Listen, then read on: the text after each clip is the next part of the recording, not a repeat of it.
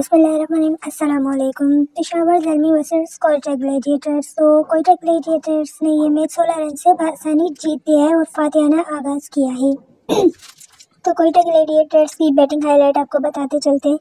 Jason Roy ने 75 run बनाए। उसके बाद सऊ शकील ने 74, रायली रोसो ने 14, सऊ शरफेन रदरफोर्ड ने 20 रन बनाए और नाफे ने 6 रन और मोहम्मद वसीम ने 4 रन बनाए। तो ऐसे ही कुल मिला के कोयटा ग्लैडिएटर्स ने 206 रन का स्कोर दिया पेशावर ज़ल्मी, जिसके ताक़ुब में पेशावर ज़ल्मी 190 रन बना सकी। उसके बाद बात कर लेते हैं कोयटा ग्लैडिएटर्स की बॉलिंग की। तो मोहम्मद आमिर ने 1 विकेट ली और 1 हुसैन ने ली और 1 वसीम जूनियर ने और 2 इब्रार अहमद ने ली। तो ऐसे ही कोयटा ग्लैडिएटर्स ये मैच 16 रन से जीत गई और फातिहाना आगाज़ किया। तो नेक्स्ट मैच है कराची किंग्स वर्सेस मुल्तान सुल्तान। को जीतेगा कमेंट्स में बताएं।